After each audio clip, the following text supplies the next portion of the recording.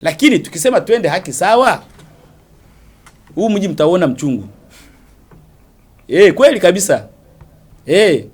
Tuna watoto wawili, kama tumepeleka English medium 50-50. Cheza na mmoja ni mcheza na mwingine. Hayo.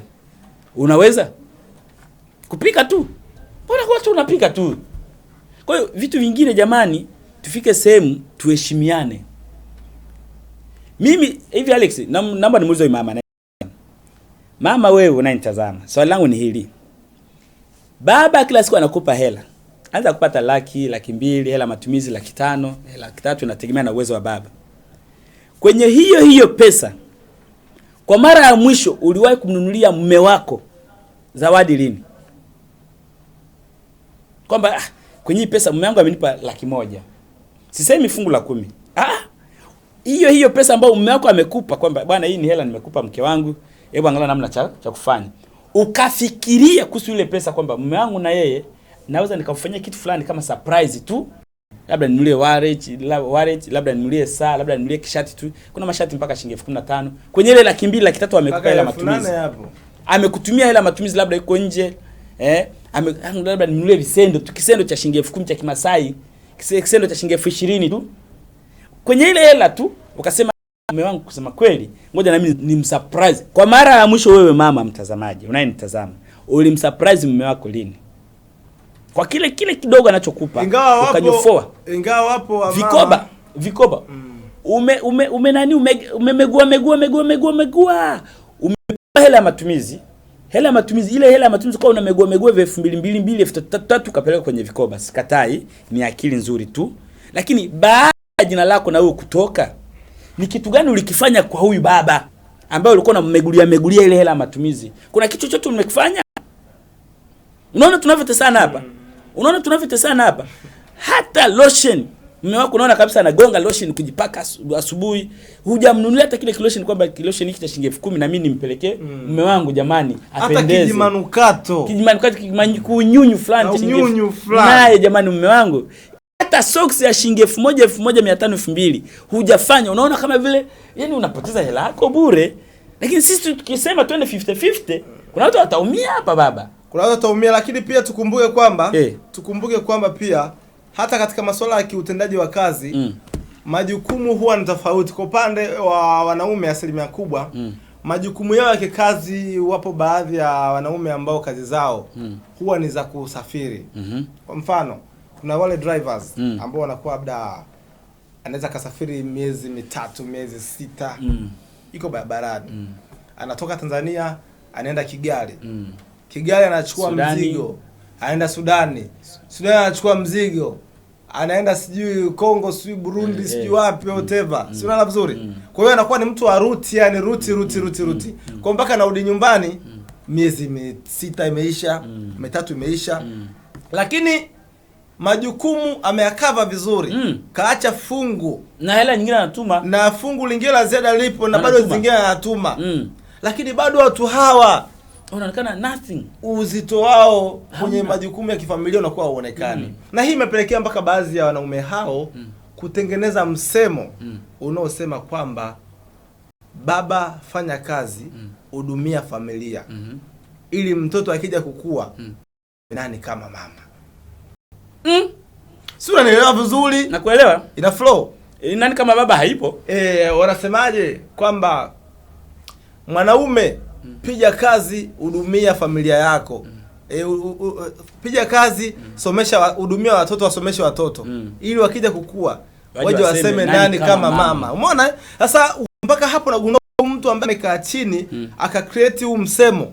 Kuna maumivu fulani kuna kitu kimemkuta. Sio bure tu. Unajua methali haiwezi kuja bila sababu. Kila methali ina nani? Kila methali ina sababu na ina maana yake. Kwa hiyo kama mtu ameweza kukaa katengeneza huu msemo, maana yake ni kwamba kuna fukuto ambalo kalipitia. Sasa leo kupitia kipindi cha Sunday Light kwenye kipengele chetu cha Aisha na Jamii, leo hii tunataka kushare na baadhi ya baba, lakini pia na baadhi pia wa mama, kwa sababu tabia hizi sio kwamba mama wote wana tabia kama hizi. Hapana. Ni baadhi tu ya mama wana tabia kama hizi na mama wengine wako vizuri tu. Kuna mama wengine bwana anakwambia sababu wako umetuma shilingi 100,000 saa hizi hapa, nikanunulieni uniform za shule. Koja ndani haraka hapa twende kanunulie uniform. Yaani tayari kashawa introduce watoto kwamba baba anafanya hiyo. Mama na akili. Katuma mama ni wa kujenga. Lakini pia kwa wale wa baba wenzetu na sisi ambao mnalalamika kuhusiana na issue kama hizi, ni ushauri tunatoa. Tunatoa ushauri. Ushauri gani? Sababu sisi hapa kuna problem and solution. Kwamba baada ya tatizo nini kinachofuata? Solution. Yeah. Kama kuna changamoto kama hiyo, mzee wangu, asubuhi mapema kama una hela kwa ajili ya bajeti ya watoto, amka asubuhi. Uamshe watoto. Unahitaji nini? Madaftari. Shilingi ngapi? Shilingi kadhaa. Hii hapa. Unahitaji nini? Nahitaji viatu. Shilingi ngapi? Shilingi kadhaa. Hii hapa, mtampa meno. Kuna baadhi ya watu wanafanya hivyo pia. Baada ya kuona mahesabu ya mama yanagoma kila siku, unampa mama pesa, nenda ukanunulia watoto nguo za sikukuu. Nenda ukafanye 1 2 3. Mama anachokisema, jamani, jiandaeni, nenda kanunulie. Mtoto hajui, umempa chumbani. Mama chukua 100,000 hii. Mama chukua 50,000 hii. Mama fanya hiki hapa. Lakini ikifika wakati wa manunuzi au matumizi, labda naomba wapeleke wangu Mlimani City. Naomba wapeleke watu wangu sehemu fulani wakaenjoy, beach wakaenjoy. Twende beach leo, nawatoa leo nawatoa mimi mama yenu wanangu. Sio kinyonge. Wewe twende. Baba hayupo, mama ameenda kuenjoy na watoto. Kinachofuata pale ni kwamba pokea simu yake. Kuna simu ingia. Pia tutumie ujumbe kwa dakika hizi fupi chache zilizobaki. Tumie ujumbe pia kuhusiana na mada ambayo tuko nayo mezani. Halo, kwenye line hapa tuna rafiki yetu. Ameshakimbia. Okay. Hivi hapa. Halo, kwenye line. Halo? Halo. Kwako? Na tatizo. Naam. Halo. Naona haipo sehemu nzuri. Unapokuwa unapiga simu hakikisha upo sehemu nzuri ambayo tunaweza tukasikilizana vizuri, ili hicho unachotaka kukichangia kiweze kuwa faida kwa watu wote. Unaona bwana? Ujumbe, lakini pia piga simu moja kwa moja, tutapokea simu kwa dakika hizi chache zilizobaki. Si haba. Umebaki ngapi hapo? Dakika kama 8 si haba. Kabla hujafunga. Dakika 4 nyingi sana, kuna jumbe. Sema kabla hujafunga, nilikuwa nataka kusema hivi. Ni shauri wangu kwa wanandoa na walezi pia wanaolea ambao hata bahati ya kuingia kwenye ndoa lakini wanalea watoto. Ushauri wangu ni kwamba mtu apiga simu hapo. Halo.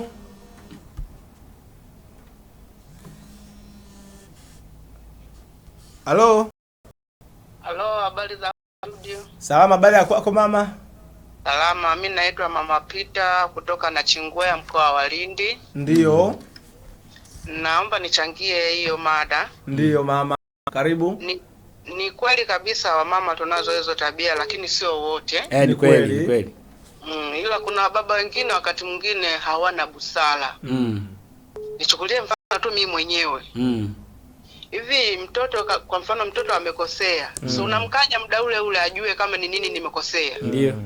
Jamani, mimi wa kwangu anaenda anakunywa pombe, anarudi anaanza kumgomea mtoto na kumwambia tafute baba yako, mimi sio baba yako. Unamfundisha nini pale mtoto? Okay. Kwa hiyo yule mtoto anamwambia mimi baba yangu simjui na kujua wewe, kama kuna baba mwingine naomba ukanionyeshe.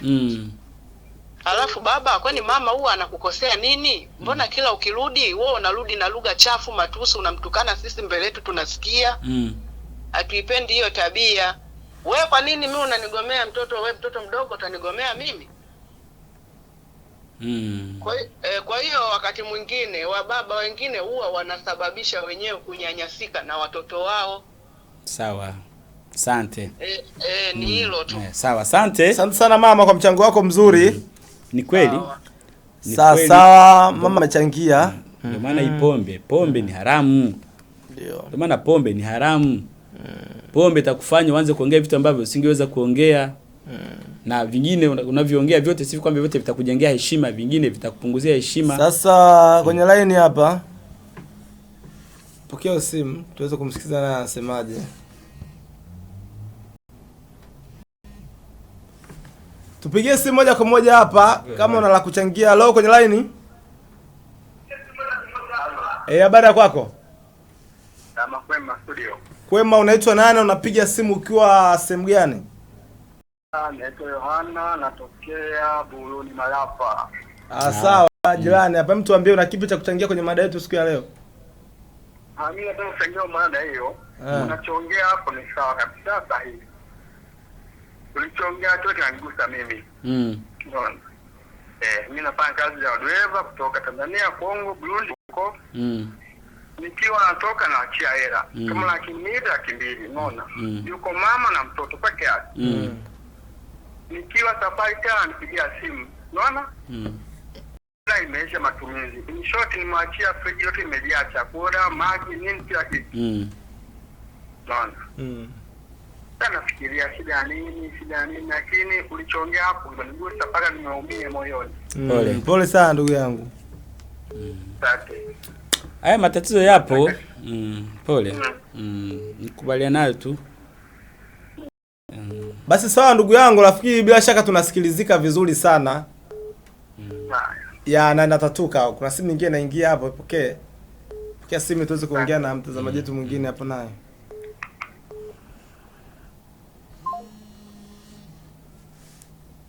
Endelea kupiga simu zako kwa dakika hizi chache zilizobaki, alafu baada hapo. Halo, kwenye line hapa.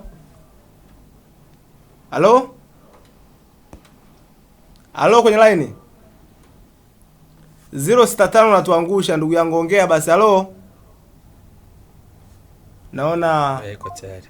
Simu yake itakuwa nasumbua maiki. Ukiangalia sehemu zenye mikutano mbalimbali, hii nilikuwa nataka nimalizie kwamba kumradhi jamani, ashakum. Sikatai mapenzi, sipingani na mapenzi ya Mungu, lakini vipo visababishi vya kina baba wengi kufa kabla ya wakati wao kwa sababu ya haya ya mambo hayo. Ukienda kwenye nyumba za ibada, ukienda masokoni, ukienda kwenye mikutano mbalimbali, utakuta wanawake ni wengi zaidi kuliko wanaume. Tukianza kupiga hesabu za wajane na wagane, wajane ni wengi kuliko wagane. Kwa maana wajane waliofiwa na waume zao ni wengi kuliko wanaume waliofiwa na wake zao. Kinachowafanya wanaume wengi kufa kabla wakati wake ni kwa sababu ya majukumu haya stress hizi. Unatoka nyumbani unaenda kufikiria watoto wangu watakula nini, watoto wangu wataishije. Unarudi umepata chochote ulichokipata, huenda labda akijakidhi, badala mtu kukupongeza, mtu anaanza kunyanyapaa. Mwalimu, kuna simu imeingia hapa. Halo, kwenye line. Halo. Hello. Habari kwako? Nzuri. Anyway, huyu sio mhusika. Unapiga simu kutoka wapi? Kutoka Sumbawanga. Huyu ni mtoto. Karibu. Umeelewa nini? Una kipi cha kuchangia kwenye mada? Nini labda sauti? Ndio. Una kipi cha kuchangia kwenye mada? Ndio. Naona kwa pamoja na sisi. Afu ni mtoto. Wanaume wote wenye wanaweza wakawaacha wanamke wao. Unasema?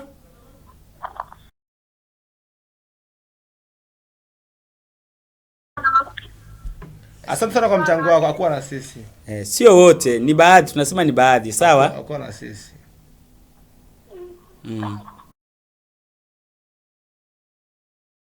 Kupitia namba ya simu ambazo unaziona hapo kwa dakika zilizobaki, inaonekana dogo akuwa na sisi kwenye. Huyu ni mdogo, unasikia sauti, unaweza kama sauti ndogo. Huyu ni mtoto huyo hapo. Ina watu wazima na sauti ndogo. Ni mtoto pia na muda pia sio rafiki. Nafikiri kwa dakika hizi 59 tuweza kuweka nukta. Tunashukuru sana kwa wale wote ambao mliungana nasi kwa mwanzo wa kipindi. Nilikuwa nataka niseme hivi, nihitimishe hivi. Ni muda sana wenyewe unaoturuhusu tufunge. Kuna methali moja nasema hivi. Sungura akizeheka, sungura mzee huwa na wanyonya watoto wake. Hilo ulishalisema. Ulishalisema. Sungura mzee huwa anafanyaje? Ananyonya watoto wake. Kwa hiyo wewe mtoto, mzazi wako akikuomba chochote, mpe. Mzazi amezeeka, hana nguvu, hana uwezo wa kufanya tena kazi. Wewe ndio una nguvu. Mpe mzazi, ni haki yake. Tuwakumbuke wazazi wetu huko waliko. Sawa, shukrani sana kwa wale wote ambao mliungana nasi kuanzia mwanzo wa kipindi mpaka kufika mwisho wa kipindi hiki, na ikiwa ni saa 3 kamili zimeshafika za asubuhi ya leo. Huu ni muda sasa kuwahi kanisani. Tukapate baraka za Mwenyezi Mungu ambazo tumekuwa tukizipambania wiki nzima. Sawa, leo ndo Jumapili, siku ambayo tunaenda kumshukuru Mungu kwa yale yote ambayo tutatendea. Naitwa Alex Mabinza, mwalimu Malaki ndo nilikupo naye hapa. Hadi Jumapili ijayo tena tukutane muda na wakati kama huu wa leo. Asante sana.